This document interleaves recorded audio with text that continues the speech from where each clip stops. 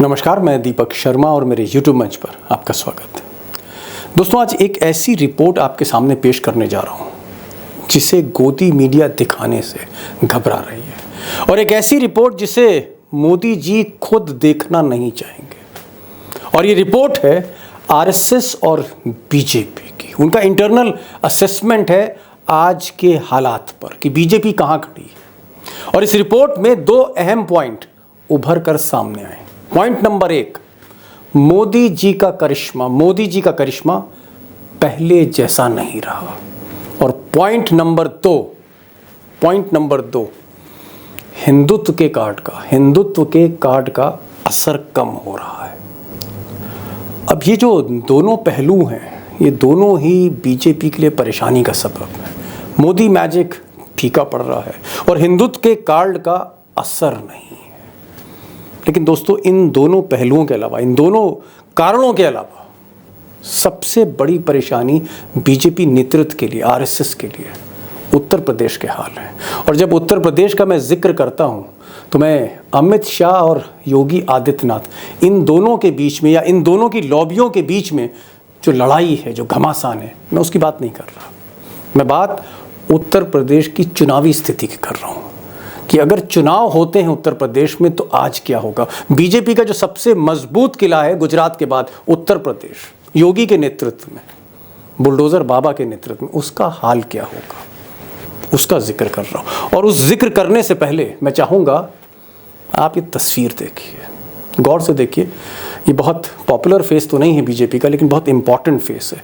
BL संतोष, राष्ट्रीय महामंत्री संगठन, नेशनल जनरल सेक्रेटरी ऑर्गेनाइजेशन, सारी की सारी पार्टी इनके हाथ में है। और ये अभी उत्तर प्रदेश गए थे कुछ दिन पहले, और वहाँ पर इनकी मीटिंग हुई थी। और ऐसा कहा जा रहा है, ऐसी चर्चा है लखनऊ में कि 80 में से, उत्तर प्रदेश की 80 सीटों में से 40 सीटें फंसी हुई हैं।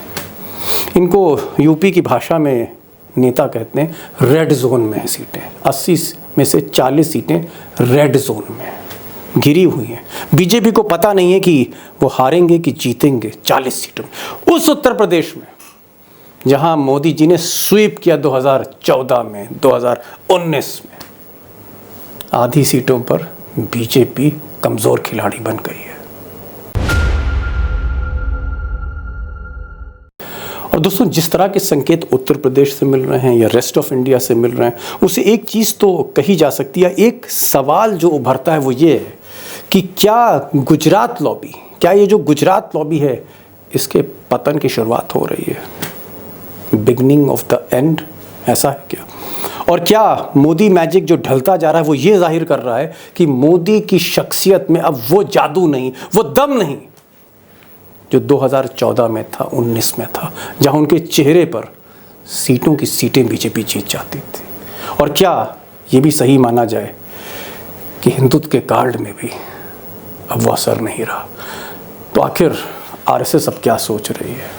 बीजेपी का ये जो रथ डगमगा रहा है, उसको लेकर अब बीजेपी और आरएसएस में सोच क्या है? राजनीति में कोई ताकतवर नहीं होता। राजनीति में आप जब तक विजय दिलवाते हो तब तक आप सेनापति हो, और जिस दिन आप घोड़ा लंगड़ा हो जाता है उसको गोली मार दी जाती है। और राजनीति में नेता एक घोड़े समान है, जब तक डर भी जीतता है तब तक काम का है, नहीं तो अनाज को भारी है। लेकिन टाइगर, आप, ये वस्तुस्थिति है, ये मेरा आकलन नहीं है, ये जो देखा है लगातार हमने। आपने एक और बात कही थी कि आरएसएस जिसके हाथ में लगाम है बीजेपी के रथ की, आपने ये कहा था, मुझे याद आ रहा है, कि जब घोड़ा जब थक जाएगा, रथ की जब रफ्तार कम होने लगती है तो आरएसएस घोड़ा बदल देता। तो आरएसएस घोड़ा बदल देगी? तो क्या 220 पे घोड़ा बदलेगा? क्यों नहीं बदलेगा? आडवाणी जी के टाइम पे बदला है घोड़ा। अब यूपी की तो चर्चा होगी, और ये भी मैं बताने की कोशिश करूंगा कि 2014 में जिस तरह से मोदी ने परचम फहराया बीजेपी का यूपी में, उसके बाद 2017 में विधानसभा जीत ली, सपा बसपा के कहीं आगे बढ़ गई छलांग मार के बीजेपी। फिर 2019 में फिर रिपीट करी जीत, आप कह सकते हैं हैट्रिक थी 2019 में। 2022 में फिर विधानसभा जीती, रिपीट करी सरकार उत्तर प्रदेश में। और अब 2024 है। लेकिन 2024 में जो पिछली 4 जीत हैं और 2024, बहुत अंतर है, बहुत पानी बह गया है। और आज इसी का हिसाब मैं आपको देने जा रहा हूँ। बड़ी बहस है और हमारे साथ ग्राउंड रिपोर्ट में अशोक वानखेड़े होंगे, हमारे साथ सुधीर सूर्यवंशी होंगे जो महाराष्ट्र को हथेली की तरह समझते हैं, हमारे साथ बिहार और झारखंड के एक्सपर्ट अभिषेक वर्मा होंगे। सारा डेटा मैं आपको रखूंगा और सवाल यही है,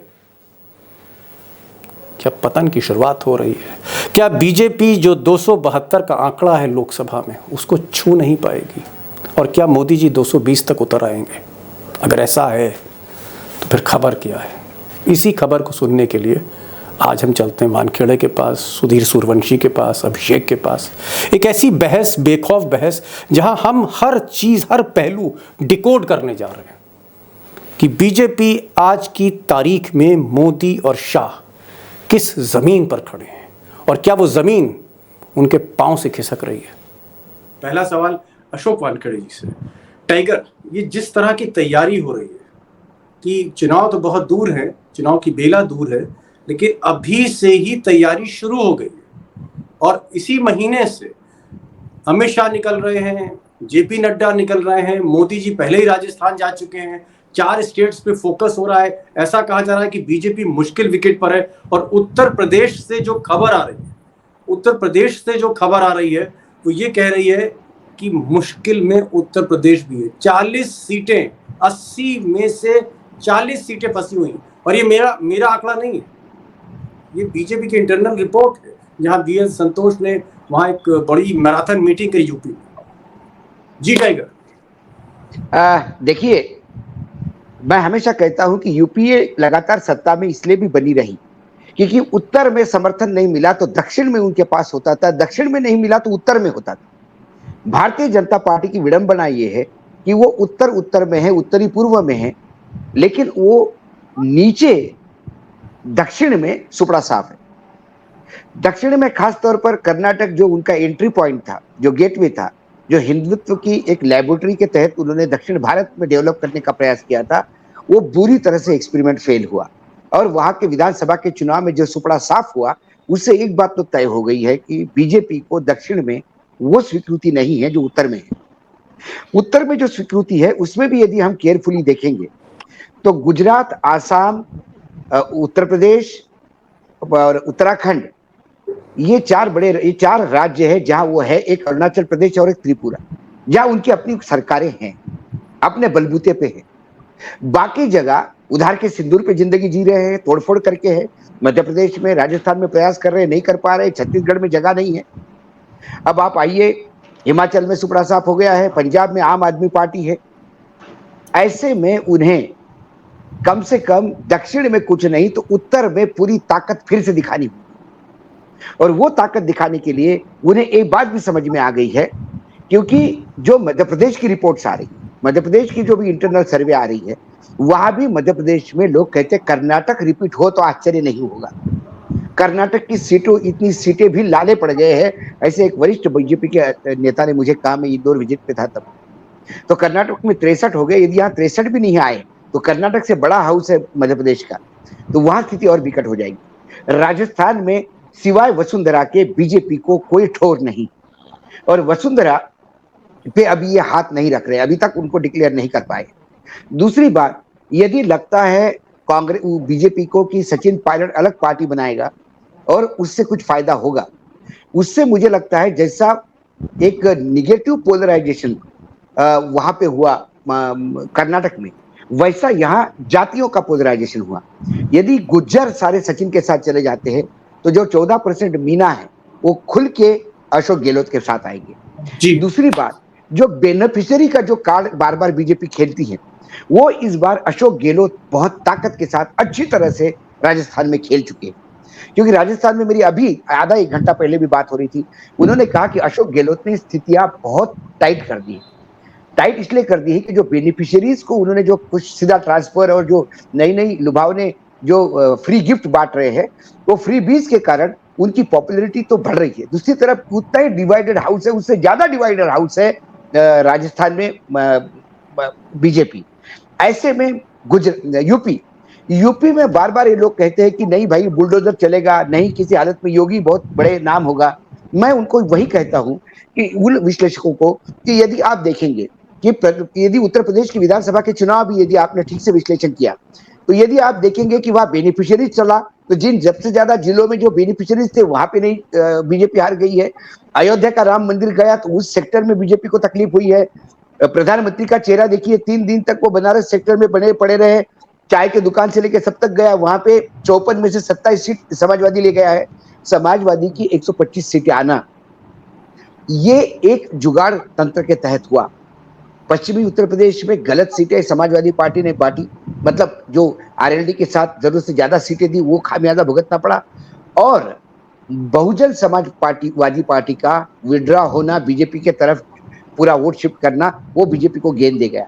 ये जुगाड़ बार बार नहीं चलता। शेख जी ये बताइए कि जो डेटा जर्नलिज्म है आपका वो क्या कह रहा है कि अगर आज चुनाव होते हैं तो जो स्थिति है उत्तर भारत में, मध्य प्रदेश में, छत्तीसगढ़ में, राजस्थान में, फिर बिहार और झारखंड जहां बीजेपी इस वक्त मुश्किल विकेट पर है, और महाराष्ट्र जहां पर इस वक्त महाविकास अघाड़ी जो है कहीं ज्यादा लोकप्रिय होती दिख रही है फडणवीस और शिंदे से, क्या अगर इस वक्त चुनाव होते, आज की तारीख में अगर चुनाव होते हैं तो क्या आपकी गणित कह रही है, आपका डेटा क्या कह रहा है? देखिए दीपक जी, जो बात आप कह रहे हैं कि आज की तारीख में चुनाव होते हैं तो होता क्या है।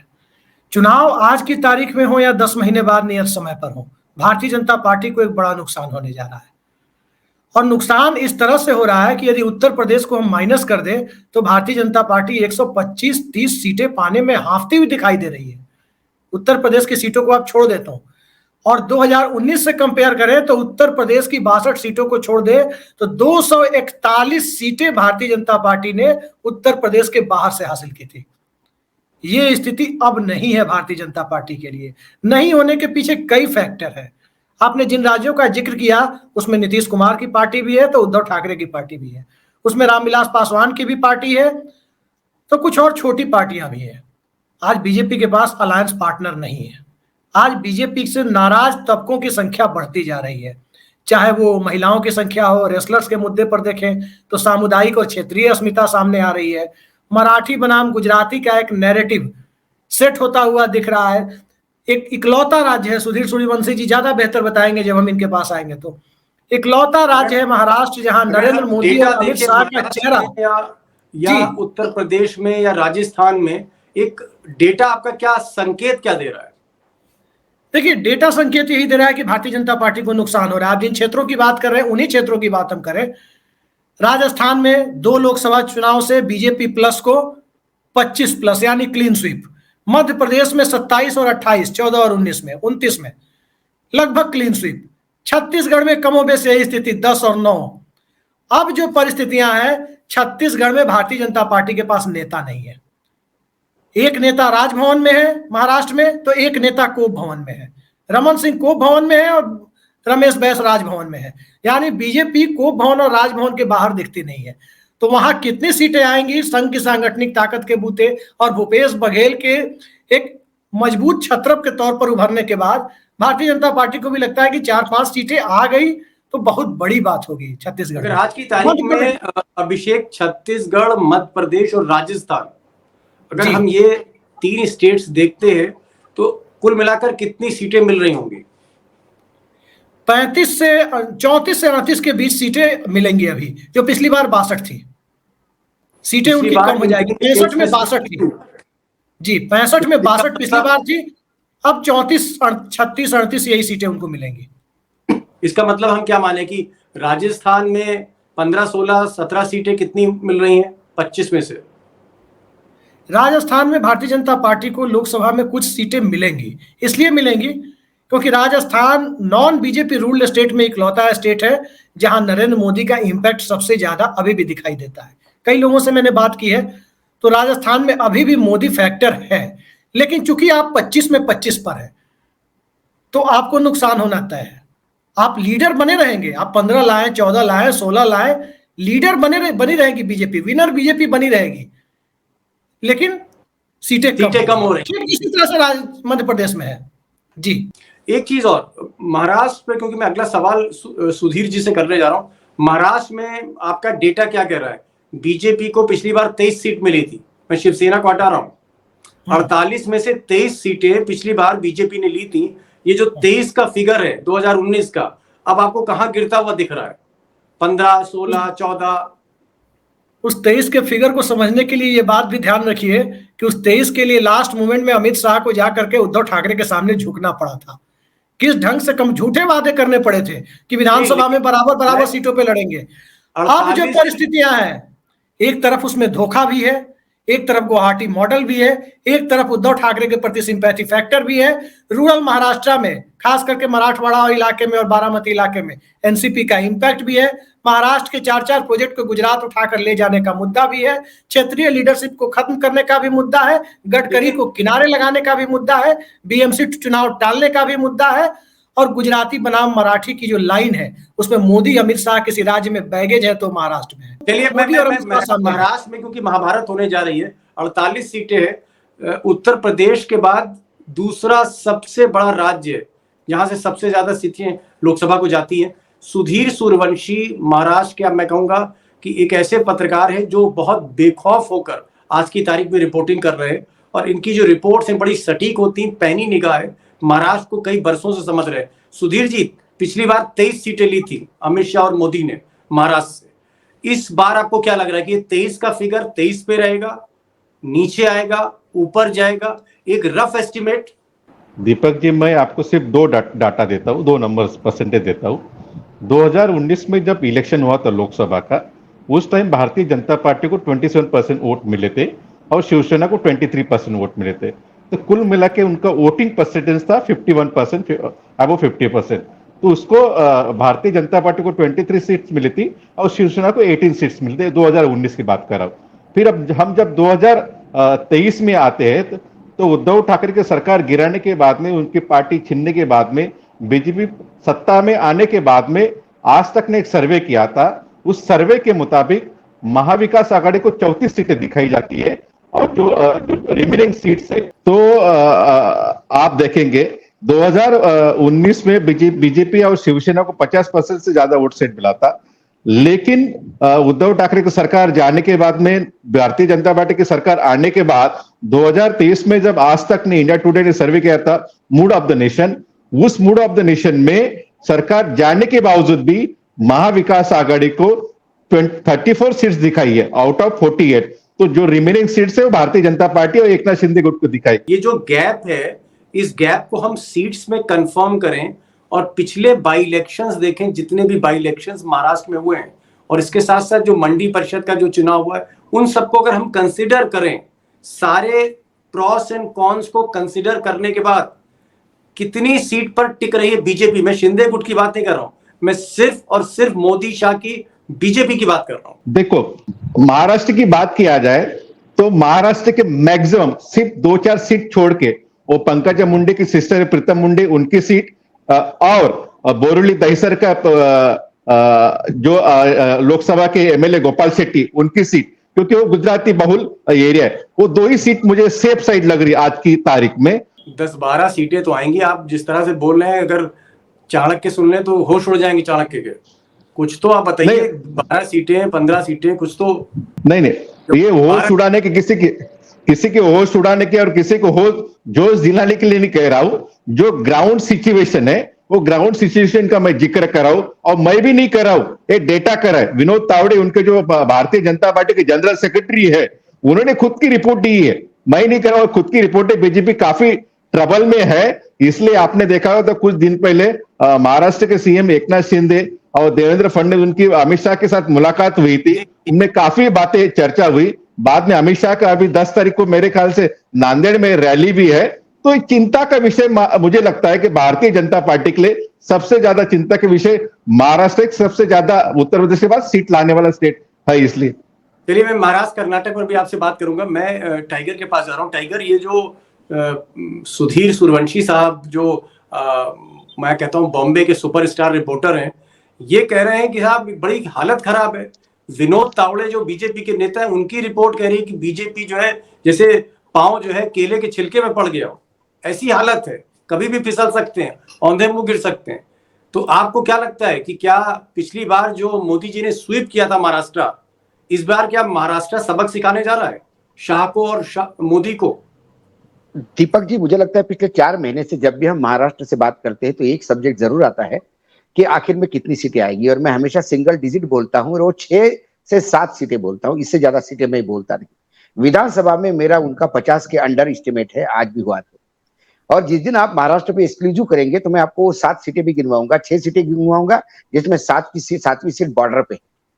और ये मैं इसलिए नहीं कह रहा हूँ कि मुझे कहना है, इसलिए कह रहा हूँ कि ये दिखता है, हम महाराष्ट्र घूम रहे हैं, हमको पता पड़ता है कि क्या हो रहा है। और इस बार टाइगर रोक रहा हूं यहाँ। आप कह रहे हो 7-8 सीटें महाराष्ट्र में मिल रही हैं, उधर बीएल संतोष जो हैं, जो जनरल सेक्रेटरी हैं इस वक्त बीजेपी की, नेशनल जनरल सेक्रेटरी संगठन के, वो कह रहे हैं कि साहब 40 सीटें उत्तर प्रदेश में फंसी हुई है योगी के। तो अगर कहीं 40 कम हो रहा है, यहाँ पर आप 25-30 सीट कम कर रहे हो, तो फिर मोदी और शाह का होने क्या जा रहा है? मैंने आपको क्या कहा था? मैंने कहा था कि इन 40 सीटों के रिपोर्ट के बगैर हम कह रहे थे कि 70 से 80 सीटों का लॉस है। बीजेपी 200 से 220 पे आती है, और यदि ये 40 सीटों का, यदि रेड जोन में 40 सीटें बता रहे हैं उत्तर प्रदेश की, तो फिर बीजेपी को 180 और 200 के बीच में पकड़िए आप जी, सीधा आंकड़ा, यदि आपको आंकड़े चाहिए तो। नहीं, आप कहना क्या चाह रहे हैं? खुल कर कहिए टाइगर, खुल के कहिए। मतलब बीजेपी सबसे बड़ी पार्टी होगी, लेकिन सत्ता के लिए उनको गठजोड़ करना पड़ेगा। और गठबंधन कौन करेगा साथ में? नरेंद्र मोदी के नाम पे कौन सामने आएगा जो समर्थन देने के लिए आएगा? क्योंकि ऐसी कौन सी रीजनल दल है, मुझे एक रीजनल दल बताइए जो पीड़ित नहीं है। एक रीजनल दल, एक एनडीए का भी पार्टनर बताइए मुझे जो दुखी नहीं। बताइए मुझे, एक बताइए आप, कौन साथ देगा? क्यों देगा साथ? क्या भारतीय जनता पार्टी के अंदरूनी लोग आवाज नहीं करेंगे, बात नहीं करेंगे? याद करिए आप, बाई इलेक्शन एक लाइन से सब हार गए थे, लोकसभा का भी बाई इलेक्शन हार गए थे हिमाचल में। तो हिमाचल के मुख्यमंत्री ने प्रेस में बाकायदा बुला के मीडिया को बाइट दी थी कि मेरे वजह से नहीं हारे, केंद्रीय सरकार के नीतियों के कारण मेरी हार हुई है। तो लोग सवाल पूछेंगे कि मोदी जी टिकट आपने दिए, मोदी जी प्लानिंग आपने की, मोदी जी आप ही सब कुछ चल रहे थे, आप ही अपनी गालियां गिनवा रहे थे, आप ही मन की बात कर रहे थे, आप ही धन बांट रहे थे, आप ही लोगों को गले लगा रहे थे, आप ही लोगों को दूर हटा रहे थे, आप ही उद्घाटन कर रहे थे, चाहे टॉयलेट का हो या चाहे पार्लियामेंट का हो। जब सब कुछ आप ही कर रहे थे, तो ये जो 70-80 100 सीटों का जो गड्ढा हुआ, ये आप अपने सर पे लीजिए। सवाल उठेंगे। मैंने अडवाणी जी जैसा ताकतवर नेता नहीं देखा बीजेपी में, जिसको वाकई लौह पुरुष कहते थे, और तूती बोलती थी अडवाणी जी की। जब लगातार चुनाव में हारे, तो मैंने उन्हीं अडवाणी जी के घर पे उन्हीं के समर्थकों द्वारा पत्थर फेंकते हुए भी इसी दिल्ली में देखे हैं अपने आंखों से। राजनीति में कोई ताकतवर नहीं होता।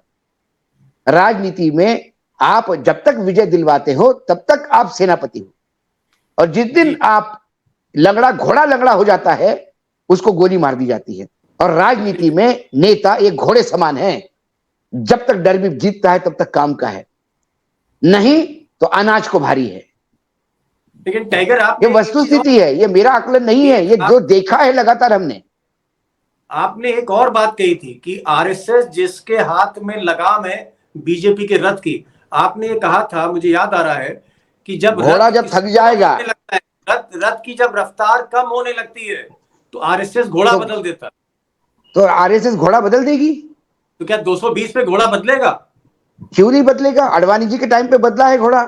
आरएसएस ने कई जगह घोड़े बदले हैं। आरएसएस का पूरा, आप यदि भारतीय जनता पार्टी जनसंघ से भी शुरू करे तो आपको कई जगह दिखेंगे कि ऐसा कंकड़ जैसा उठा के चावल में से निकाल के रख देते, वैसा रख देते हैं। चलिए, मैं टाइगर आपके पास आ रहा हूं, और अभी मैं अभिषेक के पास आऊंगा। एक सुधीर जी से मैं सवाल पूछ रहा हूं, टाइगर का ही एक सप्लीमेंट्री क्वेश्चन है, मैं आपसे पूछना चाह रहा हूं। ये कह रहे हैं कि अगर 220, 225, 220, 225, 220, 225 पर अगर मोदी आके रुकते हैं, ठहर जाते हैं, तो मोदी किसी ना किसी को आगे करना चाहेंगे। वो नहीं चाहेंगे कि कांग्रेस की सरकार बने, विपक्ष की सरकार बने। फिर प्रश्न गलत कॉइन कर रहे हैं आप जी। प्रश्न गलत कॉइन कर, मोदी नहीं आगे लाएंगे किसी को, संघ लाएगा आगे किसी को। मोदी को बोलेंगे आप बहुत हो गया। मैं दूसरा सवाल कर रहा हूं, मैं ये कहना चाह रहा हूं, पहला वाला सवाल मेरा कि अगर 220 230 पर अगर रुकते हैं तो क्या कोई एलाई नहीं आएगा? क्या कोई नवीन पटनायक ये भी पीछे हट जाएंगे? और बात तो ये भी चल रही है कि साहब शरद पवार जो है अच्छी ट्यूनिंग है, क्या शरद पवार को आगे किया जा सकता है सुधीर जी? या शरद पवार वाकई अब दूरियां हो चुकी हैं शरद पवार और मोदी के बीच में? देखिए दीपक जी, शरद पवार और मोदी के बीच में दूरियां है नहीं है वो दोनों को ही पता है एग्जैक्टली लेकिन मैं एक बात भाई बात कहना चाहता हूं आपको। जिस तरीके से अजित पवार और उनके गुट के एमएलए बीजेपी के साथ जाना चाहते थे कुछ दिन पहले, मैंने खुद वो रिपोर्टिंग की थी, वो रुकाने के लिए शरद पवार ने अपने इस्तीफे का एक दाव खेला। वो दाव खेलने के बाद में जो जिस तरह से उन्होंने एक मास्टर स्ट्रोक किया, उससे मेरे ख्याल से ही kill many birds in one stone. उन्होंने अमित शाह को भी जगह दिखा दी, उन्होंने अजित पवार अपने जो भतीजे है उसको भी जगह दिखा दी, और उद्धव ठाकरे को भी जगह दिखा दी, और महाराष्ट्र को भी जगह दिखा दी, और अपोजिशन को भी जगह दिखा दी ओवरऑल कि महाराष्ट्र का बॉस कौन है। जब महाराष्ट्र का पॉलिटिक्स आता है तो वो यहाँ का शहनशाह कौन है, यहाँ का चाणक्य कौन है, वो उन्होंने क्लियर कर दिया। दूसरी बात, जो क्षत्रिय दल का आप जिक्र कर रहे हैं, आप थोड़ा हिस्ट्री देखिए भारतीय जनता पार्टी का। 2014 के पहले अटल बिहारी वाजपेयी के जमाने में भारतीय जनता पार्टी एक अकोमोडेटिव पार्टी थी, नेशनल पार्टी थी लेकिन अकोमोडेटिव पार्टी थी, क्षेत्रीय दल को साथ लेके जाने वाली पार्टी थी। लेकिन 2014 के बाद में जैसे मोदी और शाह का उदय हुआ भारत के पॉलिटिक्स में, तो उसके बाद में वो अकोमोडेटिव नहीं हुई। उन्होंने जैसा चीन का एक्सपांशनिस्ट एजेंडा रहता है, हर एक को बुलडोजर चलाओ, कोई भी क्षत्रिय दल है अपने साथ लेके आओ, तो उन्होंने काफी क्षत्रिय दल को समाप्त कर दिया पूरे इंडिया में, हर स्टेट में। गोवा हो, मणिपुर हो, वो स्टेट है। महाराष्ट्र में शिवसेना किस तरह के समाप्त करने का प्रयास किया, हालांकि वो बुमराह हो गया। अगर आपकी बात मैं समझूं तो आप ये कह रहे हैं कि जिस मोदी और शाह ने छोटी पार्टियों को, सहयोगियों को खत्म करने की कोशिश करी, उसकी वजह से कोई अब उनके साथ जाना नहीं चाहता है। ये आप शायद कहना चाह रहे हैं कि जो इनका एक तरह से व्यवहार रहा है सत्ता में मोदी और शाह, उससे हर कोई नाराज है। मैं आऊंगा अभिषेक के पास। अभिषेक, बिहार में 40 सीटें हैं, 40 सीट्स हैं बिहार में, 14 सीट बगल में झारखंड में, कुल मिला के 54 सीट हैं, और ये बहुत बड़ा नंबर है, 54 सीट्स। क्या आपको लग रहा है कि बीजेपी ने पिछली बार ये 54 सीट स्वीप करी थी, इस बार आपको बिहार और झारखंड में क्या लगता है, क्या वहां बीजेपी के लिए बहुत मुश्किलात होने वाली हैं? देखिए, बिहार के बारे में मैं नाम नहीं लूंगा, मैं आपको एक छोटी घटना बता देता हूं, आपको बताया भी था वैसे, कि एक भाजपा नेता के पास बैठे हुए थे हम और एक वरिष्ठ पत्रकार। उन्होंने मुझसे पूछा कि बिहार में कितनी सीटें लगती हैं आपको, मिल जाएंगी लोकसभा में बीजेपी को? मैंने कहा 6-7 तो मिल ही जाएंगी। तो उन्होंने कहा अच्छा 6-7 मिल जाएंगी, आपको लगता है 6-7 मिल जाएंगी? फिर उन्होंने काउंटर क्वेश्चन मुझसे किया कि आप मुझे बताइए कि गोपालगंज और पटना साहिब के अलावा तीसरी सीट कौन सी है जो बीजेपी को जाती हुई दिख रही है? ये भाजपा नेता ने मुझसे कहा था। तो ये स्थिति बिहार में भारतीय जनता पार्टी की है। मैं बहुत स्पष्टता के साथ कह रहा हूं इस बात को, बहुत क्लैरिटी के साथ। और देखिए, इस फर्क को समझिए। ईस्टर्न यूपी, बिहार और झारखंड, ये पूरा जो बेल्ट है ना, यहाँ कास्ट रिडन पॉलिटिक्स बहुत जबरदस्त है, ये स्पष्ट है, आप कहीं से आप पता लगा सकते हैं इस चीज को। एनडीए का जो बेस वोट बैंक है वो 9-9.5% से ऊपर नहीं जाता है। बनिया कम्युनिटी की और कायस्थ कम्युनिटी जो कलेक्टिव स्ट्रेंथ है 9% की। महागठबंधन का जो बेस वोट है, जहां से वो टेक ऑफ करते हैं, वो 34 to 35% है। कुर्मी, यादव और मुसलमान, ये 34 to 35%, यहां से उनको टेक ऑफ करना है। बीजेपी को 9% से टेक ऑफ करना है। और फ्लोटिंग वोटर में कौन हिंदुत्व के नाम पर जाएगा और कौन कास्ट सेंसस के नाम पर दूसरे मुद्दों पर जाएगा, किसान, स्टूडेंट्स, इन सब मुद्दों पर जाएगा, वो देखना, उसमें सब अपना बंटवारा करेंगे।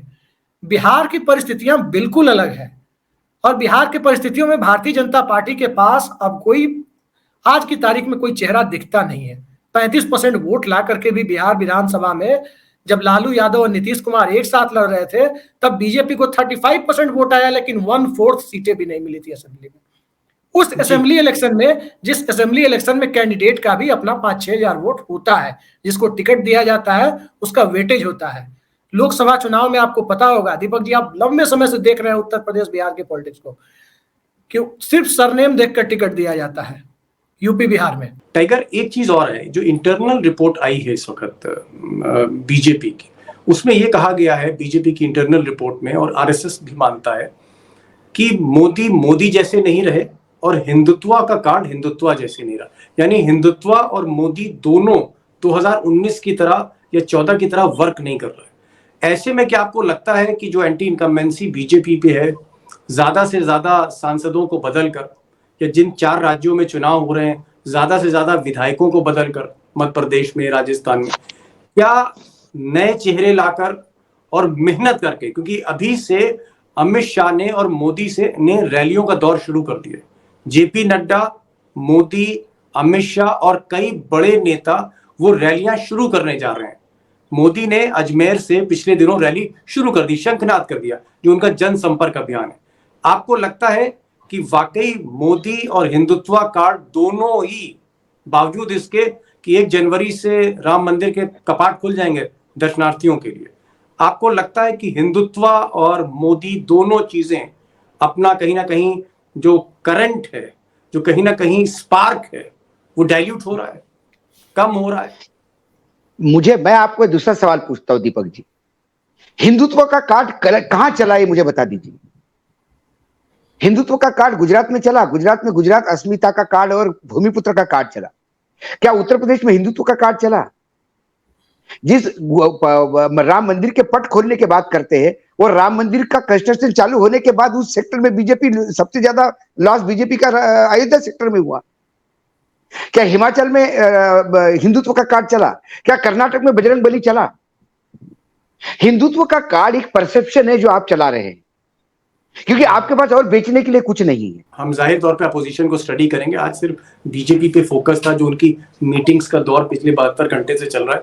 लास्ट क्वेश्चन सूर्यवंशी जी, क्या आपको लगता है कि जिस तरह से ठाकरे परिवार, उनको जिस तरह से सड़क पर लाया गया, और जो जन समर्थन सड़क पर आने के बाद ठाकरे परिवार को मिला है, उद्धव को मिला है, आदित्य को मिला है, और चुनाव दर चुनाव जीतती चली जा रही है शिवसेना या एनसीपी, आपको क्या लगता है कि महाराष्ट्र 2024 में 440 वोल्ट का झटका देने जा रही है बीजेपी को? संक्षेप में जवाब। बिल्कुल दीपक जी, महाराष्ट्र में देखिए, आप देखेंगे तो महाराष्ट्र में 2 बड़े क्षत्रिय दल है, एक शिवसेना है उद्धव ठाकरे की, और एक राष्ट्रवादी कांग्रेस है एनसीपी। तो जब ये सब पॉलिटिक्स हो रही है तो क्षत्रिय दल का प्रभाव काफी बढ़ रहा है। आपने कुछ दिन पहले पढ़ा होगा, ऑर्गेनाइजर जो आरएसएस से कनेक्टेड वीकली मैगजीन है, उन्होंने भी रिपोर्ट दिया है कि मोदी का करिश्मा और हिंदुत्व का ग्लू काम नहीं करेगा। उसके लिए उनको स्ट्रॉन्ग क्षत्रिय लीडरशिप चाहिए, और एग्जीक्यूशन ऑफ जो स्कीम्स रहते हैं, प्रोजेक्ट रहते हैं, वो चाहिए। और मुझे लगता है कि भारतीय जनता पार्टी जो रीजनल लीडर्स है, वो उनको जो खत्म करने का काम किया, उनको मुझे लगता है उनको उनका जो डैमेज है उनको भुगतना पड़ेगा। वही महाराष्ट्र में हो गया है। भारतीय जनता पार्टी का जो लीडर था यहाँ का, वो सीएम बनना चाहता था, उसको डीसीएम बना दिया। जो आदमी महाराष्ट्र का भारतीय जनता पार्टी का प्रेसिडेंट है, उसको खुद को टिकट नहीं मिली थी 2019 में। मुंबई का जो भारतीय जनता पार्टी का अध्यक्ष है आशीष शेलार, उनको महाराष्ट्र का अध्यक्ष बनना था, उनको बना दिया मुंबई का अध्यक्ष। ये स्थिति मुझे लगता है भारतीय जनता पार्टी के। और दूसरी तरफ जब ठाकरे, आदित्य ठाकरे, उद्धव ठाकरे और शरद पवार जो है, महाराष्ट्र में सिर्फ 2 ही मास लीडर है, एक शरद पवार है और दूसरा उद्धव ठाकरे। एक तरफ आप जब इमेजिन कीजिए, एकनाथ शिंदे का भाषण चल रहा है और दूसरे पे उद्धव ठाकरे का भाषण चल रहा है। तो हमने ये देखा है, बीकेसी में भी रैली हुई थी और शिवाजी पार्क में भी रैली हुई थी। कौन सी रैली को नेचुरल रिस्पॉन्स मिला था और कौन सी रैली को कहां से लोग, झारखंड से भी लोग लाए गए थे और बोल रहे थे मराठी मानुष हमको चाहिए। तो ये सब क्लिप जब उस टाइम पे वायरल हुई थी, तो आप क्लियर मैसेज है कि क्या चल रहा है। और किस तरफ गेम ब्लो कर रही है। बॉम्बे में भीड़ ही भीड़ है। जिस बॉम्बे को हम जनसंख्या से भी जानते हैं, भीड़ से जानते हैं, वहां झारखंड से लोग लाए जा रहे हैं बॉम्बे में। अभिषेक, लास्ट क्वेश्चन, आपको क्या लगता है कि ये जो 272 का मैजिक मार्क है, कि 272 के हम आसपास पहुंचेंगे तो हम सरकार बना सकते हैं, क्या मोदी जी इस स्थिति को छूने नहीं वाले हैं? क्या इसको टच नहीं करने वाले हैं? क्या 272 अस्पृश्यता का प्रतीक है, अनटचेबल हो जाएगा 272, या इसको क्रॉस करेंगे? 272 का मैजिक फिगर अब दोबारा नहीं आने वाला है भारतीय जनता पार्टी को, यह स्पष्ट है। एक ही चीज क्लियर है कि भारतीय जनता पार्टी 272 के मार्क तक नहीं पहुंच रही है, और जो 2 बार पहुंची भी थी उसमें बीजेपी से ज्यादा कांग्रेस का कंट्रीब्यूशन था, दूसरे दलों का कंट्रीब्यूशन था। और मैं एक चीज कहना चाहता हूं, जो अभी सुधीर सूर्यवंशी जी कह रहे थे, अभी एक और मुद्दा है, ध्यान रखिएगा, गुजराती बनाम मराठी होने का। अक्टूबर नवंबर में वर्ल्ड कप क्रिकेट भारत में हो रहा है, फाइनल पर वानखेड़े का दावा है, वानखेड़े स्टेडियम का, वो अहमदाबाद में होगा, और उसके उस परिस्थिति में चुनाव आगे जाएगा तो एक और मुद्दा बनेगा। जी चलिए, मैं लास्ट क्वेश्चन टाइगर से पूछने जा रहा हूं। टाइगर, आपको क्या लग रहा है कि जिस तरह का डिबेट हुआ, जिस तरह के डेटा दिए अभिषेक ने, जिस तरह सूर्यवंशी जी ने महाराष्ट्र के बारे में बताया, और आपका एक ओवरऑल जो एक पिक्चर आपने डिस्क्राइब करी, ये जो बैठकें हो रही हैं इस वक्त, बहुत जबरदस्त बैठकें मोदी कर रहे हैं, नड्डा कर रहे हैं, अमित शाह कर रहे हैं, और उसके साथ साथ BL संतोष भी हैं, मोदी जी भी हैं। ये जो बैठकें हो रही हैं बीजेपी की आजकल 24 घंटे 24x7, क्या आपको लगता है कि शाह को एहसास हो गया है, अमित शाह को एहसास हो गया है, मोदी जी को एहसास हो गया है कि अब सामने जो है वो हार है, क्या जीत मुश्किल है? क्या इनको एहसास हो रहा है? एहसास बिल्कुल हो रहा है, एहसास हो रहा है, और बैठकें भी कर रहे हैं, और बहुत धुआंधार बैठकें होगी, सारे नेताओं को अलग अलग जगह भेजने का प्रयास भी हो रहा है, लेकिन फिर बहुत देर कर दी हुजूर आते आते, और जो बूंद से गई वो हौद से नहीं आती। आपने येदियुरप्पा को बेइज्जत करके निकाला, उसके बाद येदियुरप्पा के सामने झुक झुक के उसका जन्मदिन भी सेलिब्रेट करो, तो भी येदियुरप्पा के लोगों ने माफ नहीं किया। ये कर्नाटक में दिख दिया। राजस्थान में महारानी के लोग माफ नहीं करेंगे। ये राजस्थान का सिनेरियो है। रमन सिंह के लोग छत्तीसगढ़ में हाथ नहीं धरने देंगे, और मध्य प्रदेश में आपने लगातार मामा को वहां रखा, लेकिन मामा को भी काम करने नहीं दिया। एक सेकंड लाइन हमेशा मामा के ऊपर हावी करते गए। अब वो द्वंद्व जो है, और ये महाराज वाली जो बीजेपी है, ये आपको वाकई बिल्कुल अंतिम खील लगा देगी आपके ताबूत में। तो इसीलिए जो आज का आंकड़ा आपने 140 का जो बताया, 40 सीटें रेड जोन में है, तो मेरा एस्टिमेट जो 200-220 कर रहा था, वो 180-200 पे आ गया। चलिए, कुल मिलाकर आज की जो बहस है उसमें एक चीज तो सामने आ रही है कि जो मोदी, एक जिनको कहते थे कि wonder boy of the BJP, जिनको कहते थे उनके हाथ में जादू की छड़ी है, कोई उनको कहता था साहब करिश्मा है, मैजिक है मोदी में, वो मोदी मैजिक ढल रहा है, ये हम आप नहीं कह रहे, बीजेपी मान रही है। और जिस हिंदुत्व और राष्ट्रवाद पर चढ़कर, उसकी घोड़ी चढ़कर 2014-19 में कहीं ना कहीं बीजेपी एक मैजिकल नंबर्स लेके आई, उस हिंदुत्व की भी चमक खत्म हो रही, जबकि राम मंदिर वहां बन रहा है। तो जो यूएसपी था मोदी का, जो बीजेपी का यूएसपी था, वो ढल रहा है, उसका सूर्य अस्त हो रहा है। ये खबर कांग्रेस से नहीं मिल रही, किसी पत्रकार से नहीं मिल रही, खबर बीजेपी से मिल रही है। बीजेपी इसको स्वीकार कर रही, ये बड़ी बात है। आप तीनों लोग आए, रोशनी डाली आपने, और जो अंधेरे हैं, जो ग्रे एरिया है, उस पर जो आपने जिस तरह से फोकस किया है, लाइट डाली, मुझे लगता है कि दर्शकों को एक चीज तो समझ में आ रही है, जो अभिषेक कह रहे हैं कि 272, ये जो मैजिकल फिगर है 272, इसको छूना बड़ा मुश्किल है। अब देखते हैं, मोदी है तो मुमकिन है, मोदी है तो नामुमकिन क्या होता है। आप लोग आए, आप सबका बहुत बहुत शुक्रिया।